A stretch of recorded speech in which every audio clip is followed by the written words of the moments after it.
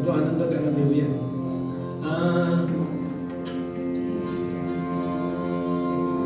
श्रीराम जय राम जय जय राम.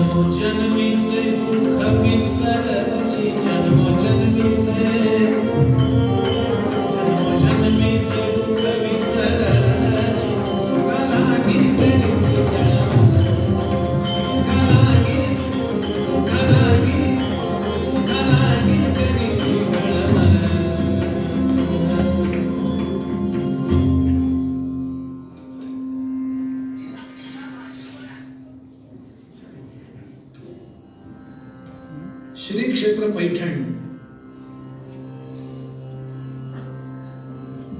या ठिकाणी एका मंदिरात कीर्तन चालू आहे एका हरदासाचं.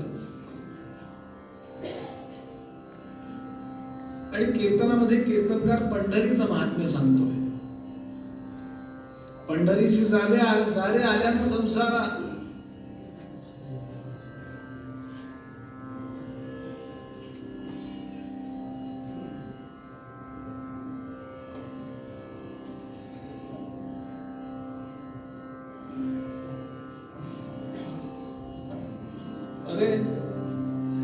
एकदम लूक बदललाय.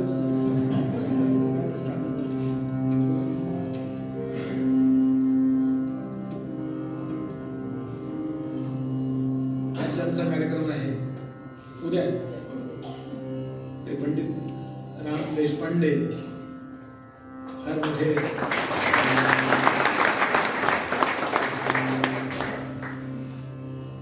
त्यांच्या सासूरवाडीला जाऊन जीवन आलेलो आहे मी असं.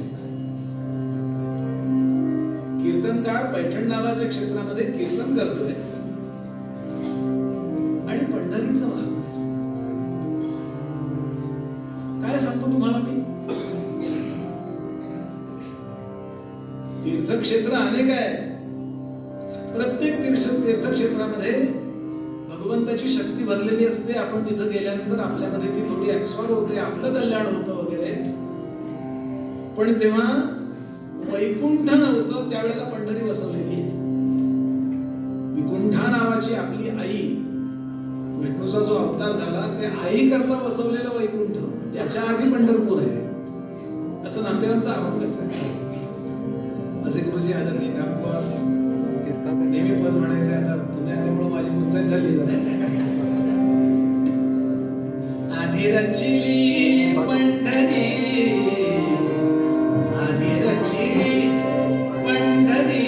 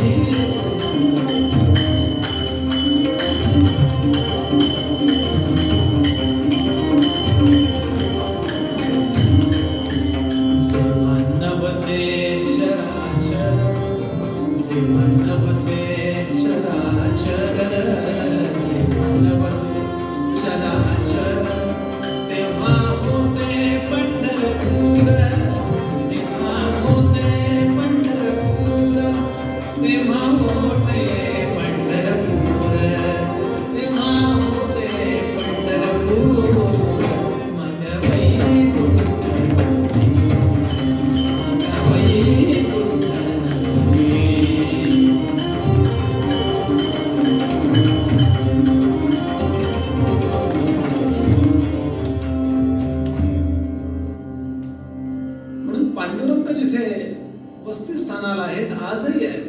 महायोग पीठे तटे भीमरथ्यां वरं पुंडरीकाय दातुं मुनीन्द्रैः समागत्य तिष्ठन्तमानन्दकन्दं परब्रह्मलिङ्गं भजे पांडुरंगं पंढरीनाथ.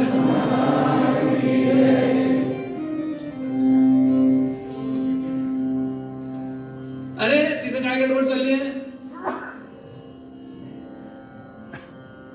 झोपून कोण कीर्तन ऐकतोय. मध्येच कीर्तन थांबून त्या कीर्तनकारांना हाक मारली. इथलं सांगतो इथं एक मुलगा झोपून कीर्तन ऐकत होता. पाथा पडलेला असा झोपून काय ऐकतोय. कीर्तनामध्ये झोपल्यानंतर पुढचा जन्म अजगराचा येतो. बरं म्हणून जात नाही तेच बरं आहे. आपण जा म्हणायचं पण आजकाल त्याला मी कारणीभूत होईल. शेजारी बसलेल्या त्या झोपलेल्या मुलाला उचलून दाखवलं. त्याला हात आणि पाय नव्हते. त्याला बसताच येत नव्हतं म्हणून तो आडवा पडला होता. आणि कीर्तन ऐकता ऐकता घडघड घडघड डोळ्यातलं पाणी वाहत. कीर्तनकाराने त्याला जवळ घेतला. छोटा मुलगा 6 वर्षाचा. डोक्यावर हात फिरवला आणि एवढ्या छोट्या मुलाची क्षमा मागितली. क्षमा मागायला अंतःकरण फार मोठं लागतं. बरं चुकलं माझं असं म्हणायला फार मोठं लागतं अंतःकरण. ते कमी झाले म्हणून डिवोर्स वाढले. कुणीच म्हणत नाही कोणाला. आणि याचं कारण आहे कीर्तन ऐकत नाही आपण. सत्वगुण वाढवतच नाही आपण. कीर्तन प्रवचनाचा मुद्दा फक्त नाहीये. आपल्या जीवनातला सत्वगुण जर वाढला तर परिणाम रज आणि तम आपल्यावर कुरघोडी करणार नाही. सत्वगुण वरती पाहिजे. रजतमाना आपण बॅलन्स करायचं. समाजामधला आपण विचार करा, जगामधल्या समस्यांचा विचार करा. आपण समस्या पूर्वीपेक्षा इन्फ्रास्ट्रक्चर सुधारलंय का हो? बिघडलंय? बोला. पूर्वीपेक्षा वाढलंय की नाही इन्फ्रास्ट्रक्चर?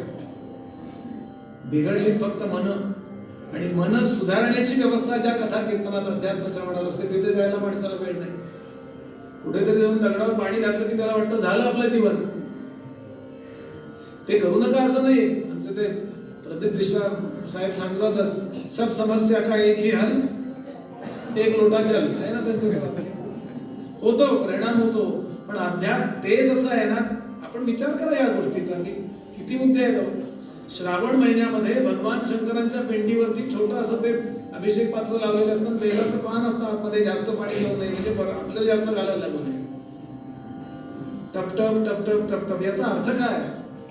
जसा भगवान शंकरांच्या पिंडीवरती हा अभिषेक अखंड चाललाय, तसा आपल्या बुद्धीवरती अध्यात्म श्रवणाचा अभिषेक अखंड चालला तर आपण शिवरूप होऊ हे सांगणार. ते फक्त प्रातिनिधिक स्वरूप आहे, सिंबॉलिक आहे. ते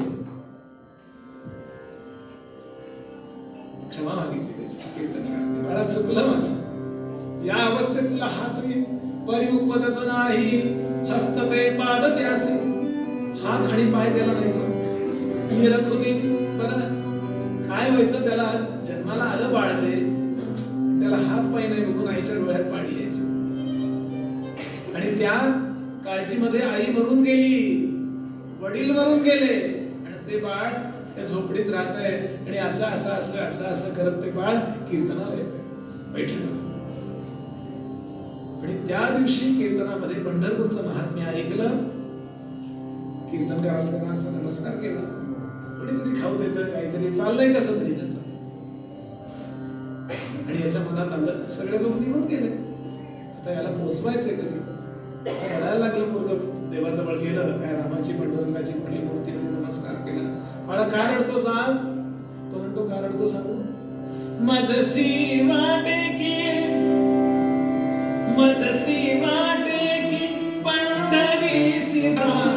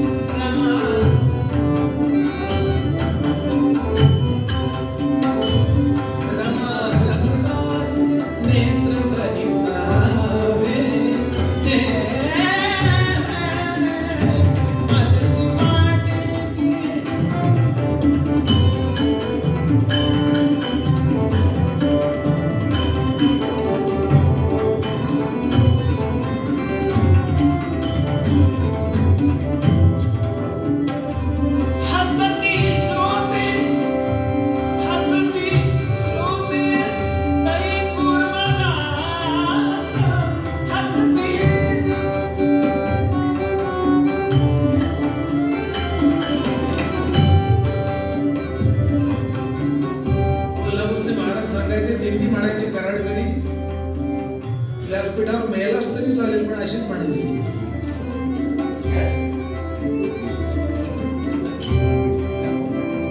लगेच म्हणत नाही बापरे, म्हणजे जीव ओतून कीर्तन करा असं त्यांचं म्हणणं. तुम्हाला त्रास होणार नाही म्हणून माईपासून लांब होतो.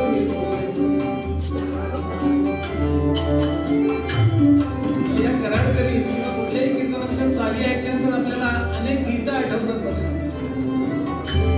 ऐकले पण काय असं नाही. जिथे सागर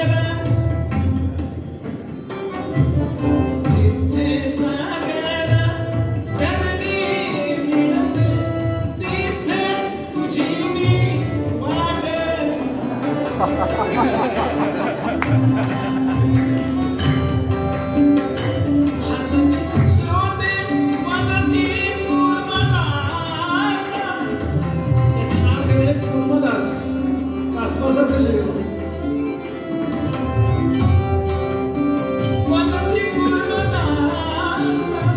चरण नाही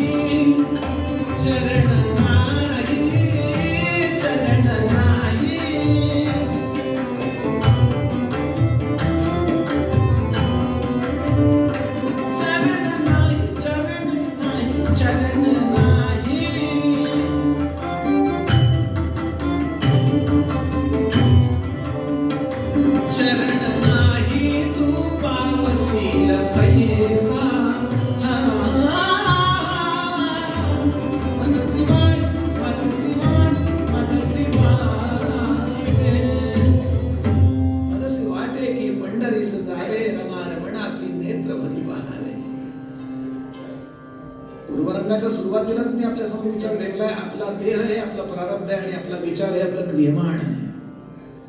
आपल्याला जे वाटतं ते आपलं होतं, म्हणून जे चांगलं व्हावं असं वाटून घेतलं की तसं होतं किंवा तरी होतं. ते तुम्हाला किती तीव्रतेनं वाटतं त्याच्यावर अवलंबून आहे. डेस्परेटली म्हणतो ना, विगुणांची वेळी असं वाटलं झालंच पाहिजे माझं. आणि असं त्या बाळाला वाटलं की मला पंढरपूरला जायचं, मला पंढरपूरला जायचं, मला पंढरपूरला जायचं. मला ते अब्दुल कलामांचं एक वाक्य खूप आवडलं. कलाम साहेब म्हणाले, घड्याळाचा गजर तुम्हाला उठवत नसतो, तुमच्या अंतःकरणाचं ध्येय तुम्हाला जाग करत असतं. ध्येयाचा ध्यास जे घेतात ते इतिहास घडवतात. विचार करतो, नदीवर आंघोळ केली, असं असं असं असं करत घरात आला, कोणीतरी काहीतरी दिलं, ते खाल्लं, काय करूया काय करूया. आणि शेवटी त्यांनी ठरवलं आपणच निघूया, कोण देणार मला. आणि पोटावर घासत घासत घासत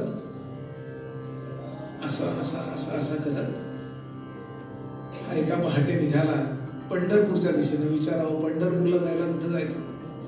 हसतात पंढरपूर, वाटेतच मरशील असं नकावं म्हणून, पंढरपूरला जाऊन मरेन असं तरी म्हणावं.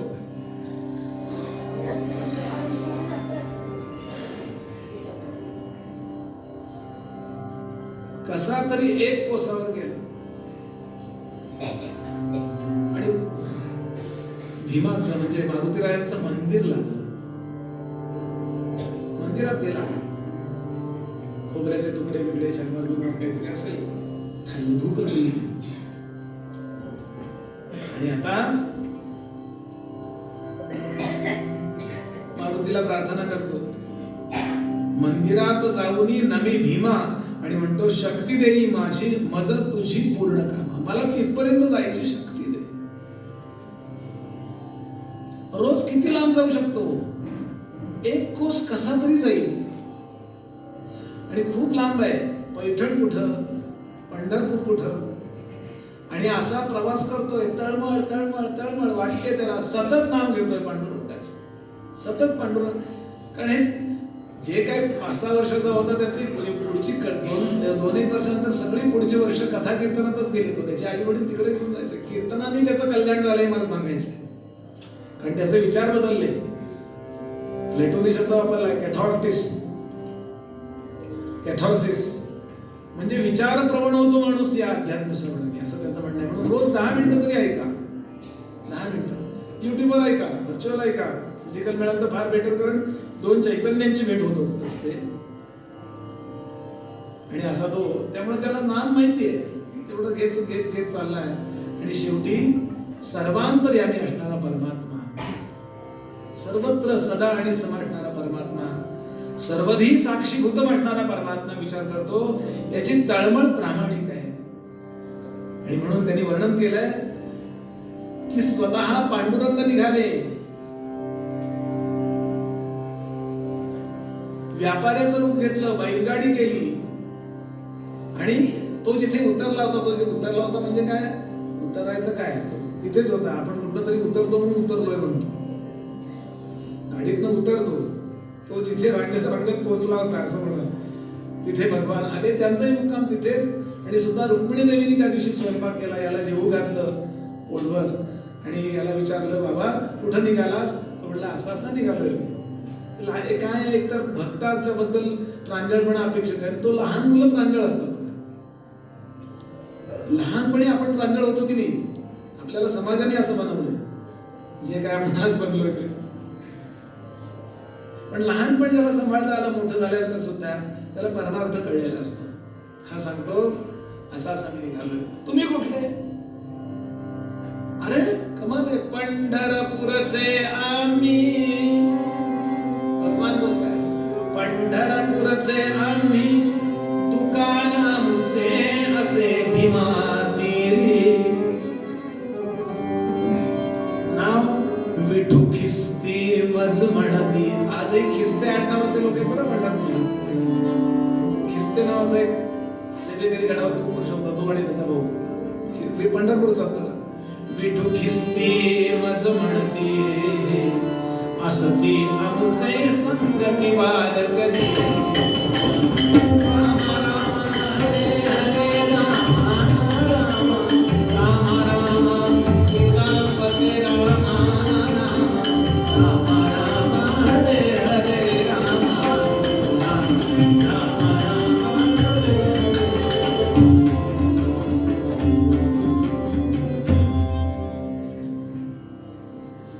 आणि त्याला बैलगाडीत बसवला आणि थोडासा प्रवास करून त्याला पुढे नेला आणि भगवंताने आता परीक्षा करायचं ठरवलं. भगवंत अनेक स्तराची परीक्षा घेतो. एकदा सुख देऊन परीक्षा घेतो, एकदा दुःख देऊन परीक्षा घेतो, अनेक अर्थाने परीक्षा घेतो आणि मग परीक्षा झाल्यानंतर मग त्याला आपला म्हणतो. हा म्हणतोय आम्ही रामाचे रामाचे, पण रामाने म्हटलं पाहिजे ना तू माझा. बोथ साईड पाहिजे ना, वन साईड लावून काय उपयोगाचं. आणि असं करीत करीत करीत या परी चातुर्मास 4 महिने प्रवास करीत करीत आषाढी एकादशीच्या आदल्या दिवशीपर्यंत हा लहुळ नावाच्या गावाला येऊन पोहोचला. लहुळ आजही ते लहुळ गाव आहे आणि या लहुळ गावाला यात्रा करायची पद्धत आहे. लहुळ नावाचं गाव आणि कुठलं तरी मंदिरच, साधारण त्या काळात मंदिरच सेफ होती सगळं, म्हणजे मंदिराला दारं नव्हती, इतके आपण सुधारलेले नव्हतो. कुठेही मंदिर मोकळं, कुठलाही साधू यायचा राहायचा पुढे जायचा असं त्याचं ते असायचं. पण मंदिरातनं चोरून द्यायचं काय, देव तर कुणालाच नको असतो. भेटीचा काय प्रकारच नव्हता, मग काय हार चोरून येणार का. बरं जेव्हा उत्सव होईल मुकुट बिकुट तेव्हा सगळे लोक असतात असं. पण तो तिथे ठरलाय आणि त्याला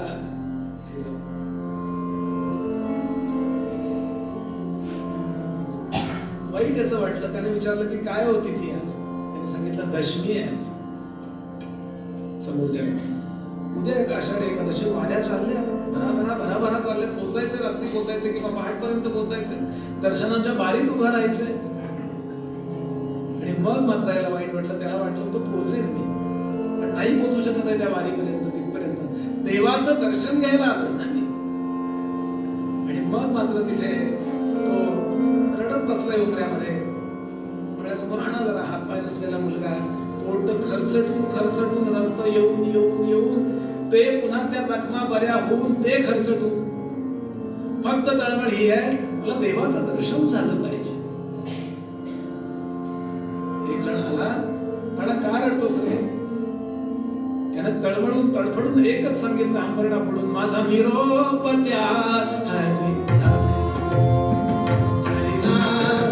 निरोप त्या हरिला, माझा निरोप त्या हरिला, कोणीतरी सांगा निरोप त्या हरिला.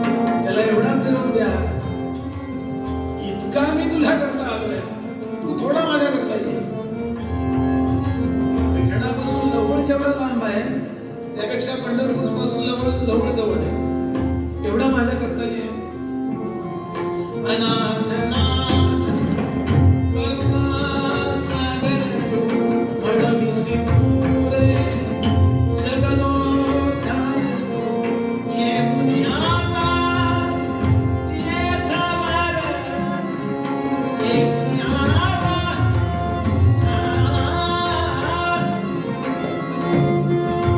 येऊनी आता येथवर येऊनी आता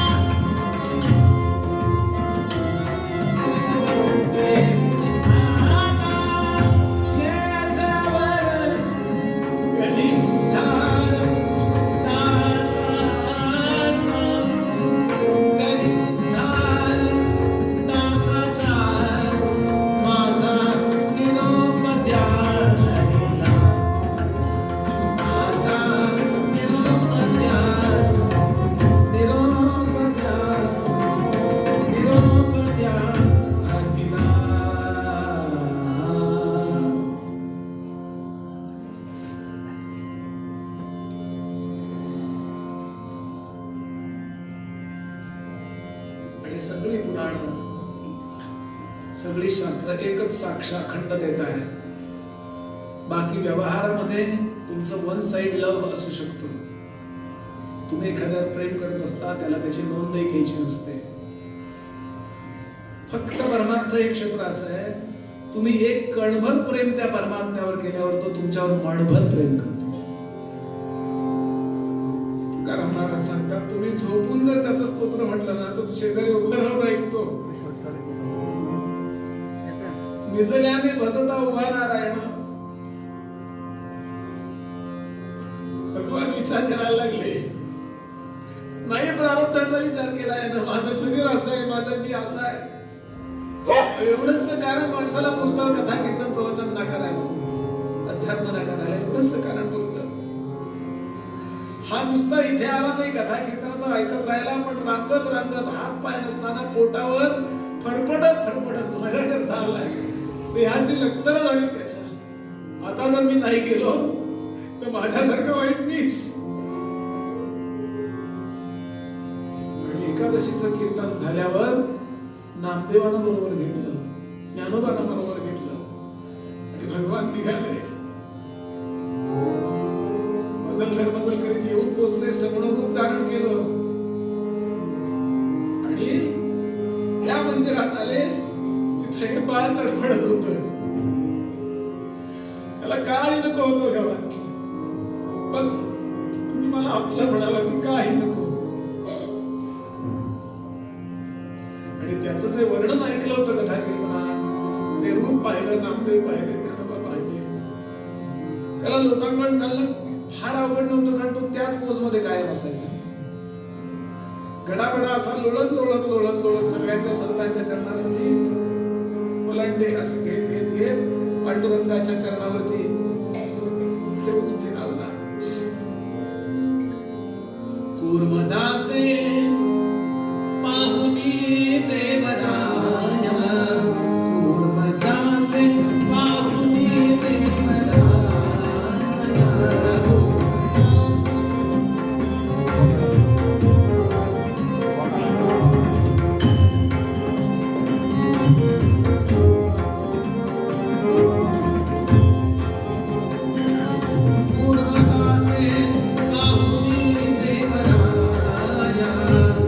सगळे लोटांगण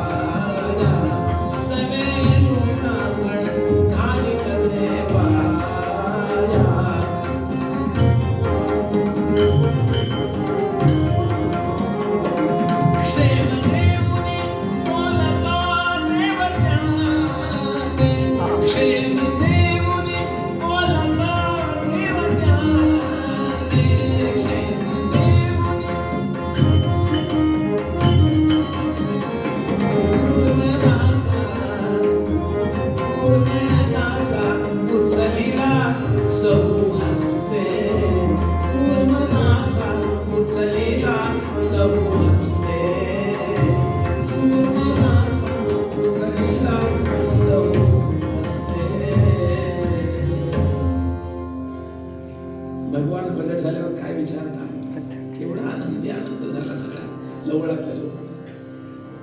त्याच्याकरता आला म्हटल्यानंतर त्याच्याबद्दल किती आदर वाटला असेल. भगवान आले, प्रेमाने हात फिरवला डोक्यावर आणि 4 हाताने उचलला, 2 हाताने नाही उचलला. माऊली सांगते 4 हात धारण का केले त्याने? दोवरी दोन्ही. काम खूप असतं म्हणून 4 हात का? आपल्या सगळ्यांच्या घरामध्ये डायलॉग ऐकला असेल आपल्या पत्नीकडनं आपण, मला 4 हात पाहिजे होते, पण खूप काम असतं. तो कशाला 4 हात धारण करतो? दोवरी दोन्ही आलो भुजा घेऊनी, आलिंगावया लागोनी त्याचे अंग. माझ्याकरता जीवन समर्पण करणारा भक्त मला भेटतो ना, तेव्हा त्याला मिठी मारायला 2 हात पुरत नाही तो मला, म्हणून मी 4 हाताने मिठी मारतो त्याला. काय भगवंताचा दृष्टिकोन आहे बघा. त्याला उचलला आणि विचारलं काय पाहिजे तुला, काय पाहिजे? तुमच्या चरणावर मृत्यू यावा एवढी इच्छा, आणि जे इथं आला तिथून हालून जाऊ नका, इथून जाऊ नका. आजही लहुळामध्ये पांडुरंगाचं दुसरं मंदिर आहे, प्रतिपंढरपूर म्हणतात त्याला. आपण हे गुगलवर सर्च करा, ही पूर्ण कथा तुम्हाला येईल, दिसायला लागतं. पूर्णदा संघ टाका. अशा देवाचं व्हायचं का व्यर्थ प्रपंचाचं व्हायचं सांगा? लोकांचं व्हायचं याचं त्याचं, मरणाऱ्या लोकांचं व्हायचं, मरणाऱ्या गोष्टींचं नाशिवंत पदार्थांचं व्हायचं का रामाचं व्हायचं? बोला, कुणाचं? सगळ्यांकरता सगळं करावं. विवेकानंद म्हणायचे, give your hand to anybody but heart to anyone. हस्तांदोलन सगळ्यांची करा, मदत सगळ्यांना करा, पण अंतःकरणामध्ये अखंड धारण करावं. मी कुणाचं आहे? मी रामाचं आहे. रामाचे रामाचे आम्ही रामाचे.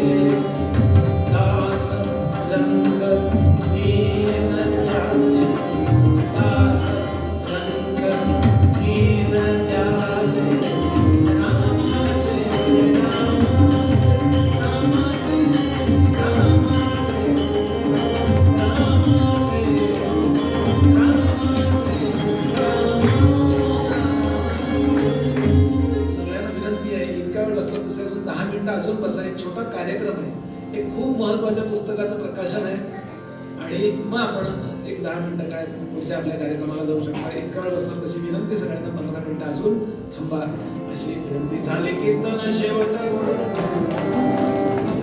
जय रघुवीर समर्थ गणाधीश जो ईश सर्वा गुणांचा, गुणारंभारंभ तो निर्गुणांचा. नमो शारदा मूळ चत्वारि वाचा, नमो बंधानंदया राघवाचा. शुकासारिके पूर्ण वैराग्याचे, वशिष्ठा परिज्ञान योगेश्वराचे. कवी वाल्मिका सारिका मान्याचा, नमस्कार माझा सद्गुरु रामदासा. समर्थांची जनोद्धारासाठी सतत फिरली मी दिली, जयांच्या वास्तव्ये वरदन करी होय वरदा. मनीगा चिंतावे सतत भगवान श्रीधर. सद्गुरु भगवान श्रीधर स्वामी महाराज की जय. सद्गुरु समर्थ रामदास स्वामी महाराज की जय. श्री महारुद्र हनुमान की जय. सब संतन की जय. जय जय रघुवीर समर्थ. आज अत्यंत सद्भाग्याने आपण एका पवित्र कार्याकरता उपस्थित आहोत. समर्थाने असं लिहिलंय की अनेक भाषांमध्ये अभ्यास करावा. भाषांची बंधनं असता कामा नयेत. मला सगळ्या भाषा फ्लुएंटली आल्या पाहिजेत, जेवढ्या येतील तेवढ्या. समर्थांना उत्तम उर्दू येत होतो, त्यावेळेला ज्या भाषा होत्या समर्थांना उत्तम येत होत्या, समर्थाने उर्दूमध्ये करुणाष्टक लिहिलेली. गावोगावी समर्थांना शीख परंपरेचं ज्ञान आहे. एक चातुर्मास समर्थांनी सुवर्ण मंदिरामध्ये केलाय. तेव्हा हरगोविंद सिंग नावाचे तिथले म्हणजे तिथले मुख्य, त्यांचा आणि समर्थांचा सहवास झाल्याचा ऐतिहासिक उल्लेख तिकडेही आहे आणि आपल्याही चरित्रात आहे. कशासाठी? तेवढा तुमची पोहोच वाढते, तुमचा रीच, म्हणजे तेवढ्या लोकांपर्यंत तुम्ही पोहोचता. आणि आता जगन्मान्य भाषा इंग्रजी जी आहे, या इंग्रजीमध्ये समर्थांचं लिटरेचर जास्तीत जास्त प्रसारित होण्याची आवश्यकता आहे. हे महत्त्व जाणून बरेच दिवस कार्य चाललंय, पण नवीन अशा पद्धतीनं समर्थांचं पूर्ण चरित्र आणि समर्थांचं जे लिटरेचर आहे, मुख्य मनोबोध आहे, दासबोध आहे, आत्मबोध आहे, या तिन्ही गोष्टी थोडक्यामध्ये इंग्रजीत असं अतिशय सुंदर पुस्तक आता इथे प्रकाशित होत आहे. मी आदरणीय अध्यक्ष कोटलेशजी महाराज, प्रकाश आणि हे सगळं कार्य करणारे श्रीनिवास हिंगे, हो हिंगे काकांचे चेंडू श्रीनिवास हिंगे, या तिघांनाही विनंती करतो की आपण हे अतिशय पवित्र कार्य करूया. कोटलीस महाराज आपल्याशी थोडंसं बोलतील, त्या पुस्तकाबद्दल हिंगे दादा थोडंसं बोलतील आणि मग हा कार्यक्रम सगळा मिळून 15 मिनिटात संपेल. जय जय गुरु.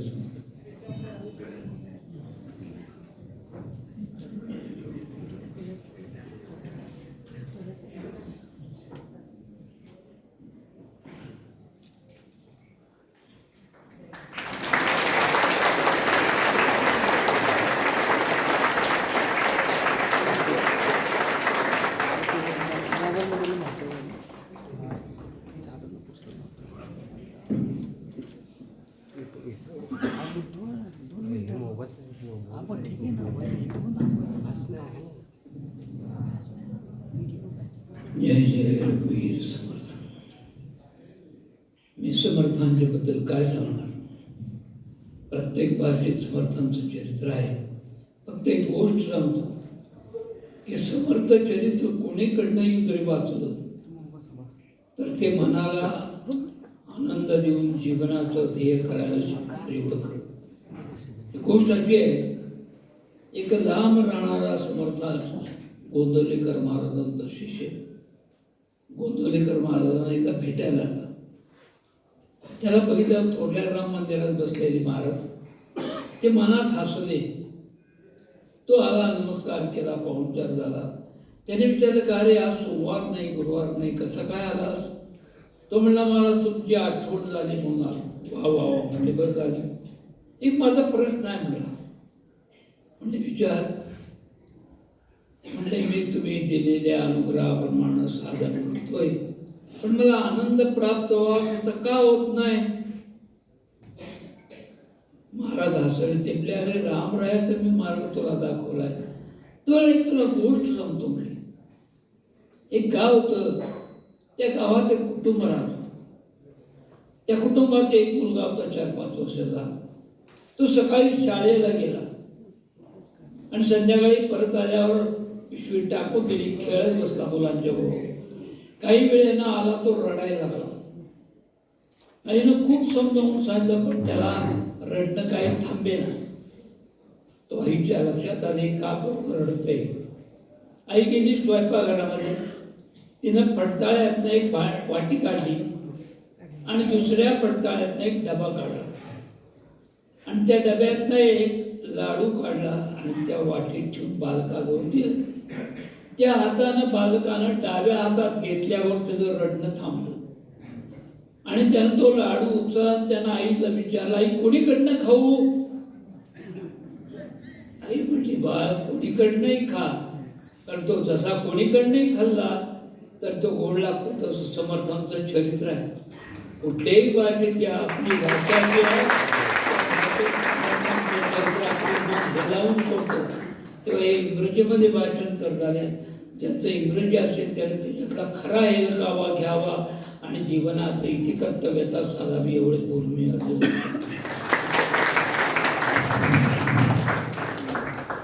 या पुस्तकाबद्दल थोडंसं आम्हाला सांगावं असं मी श्रीनिवासना विनंती करतो. जय जय रघुवीर समर्थ. सन्माननीय व्यासपीठ आणि सगळ्यांना नमस्कार. प्रथमतः समर्थ सेवा मंडळ सज्जनगड यांना खरंच खूप धन्यवाद. कारण जेव्हा एक 3-4 वर्षापूर्वी हा जो विचार आला की आपण असं काहीतरी करावं, तेव्हा ऑब्व्हियसली सज्जनगडावर आलो आणि इथे मला जे रेफरन्स बुक्सची गरज होती किंवा जी काही इंटेलेक्च्युअल हेल्पची गरज होती ती सगळी मला इथे मिळाली. त्यानंतर 2022 पासून हा प्रवास सुरू झाला, ते आज आपलं प्रकाशन होतंय. आणि हे पुस्तक साधारणतः 300+ पानांचं आहे. पण हा जेव्हा मी समर्थ पुस्तक लिहिण्याच्या विचाराने वाचायला घेतले तेव्हा कळलं की हे खूप ट्रेलरच आहे अजून. म्हणजे 3 तासाच्या पिक्चरचा हा 3 मिनिट ट्रेलर जो आपण बघतो तसा हे पुस्तक ट्रेलर आहे. समर्थ अफाट आहेत आणि हे मी सांगायची गरज नाही, पण महान आहेतच, हे दिसतातच आपल्याला. आणि आपण आपला जो देश आहे की तो थोडा ना व्यक्तिपूजन असा देश आहे असं मला वाटतं. त्यामुळे आपल्याला पुढच्या पिढीना ह्यांना एक आदर्श कोण आहे हे परफेक्ट पोहोचवणं खूप गरजेचं आहे. आणि आजकालच्या सोशल मीडियाच्या ह्याच्यात थोडं कन्फ्युजन होऊ शकतं. त्यामुळे कोण आदर्श ठेवायचा हे आपलं काम आहे त्यांच्यापर्यंत पोहोचवणं. आणि आज आपण वेगवेगळे टर्मिनॉलॉजी वापरतो की जेनझी वगैरे. जेनझी म्हणजे थोडक्यात सांगतो ज्यांना माहीत नसेल, जे मुलं किंवा हे 15 ते 30 या वयोगटात येतात त्यांना जेनझी म्हणतात. आणि इंटरनेटमुळे आणि रामाच्या कृपेमुळे थोडं ह्या वयोगटात सुद्धा अध्यात्माची थोडी गोडी निर्माण झालेली आहे. आणि रामाच्या कृपेमुळे असंही म्हणतोय कारण सज्जनगड सारख्या संस्थेने जे लाईव्ह आता आपलं करतात त्यामुळे त्यांना इंटरेस्ट निर्माण झालाय.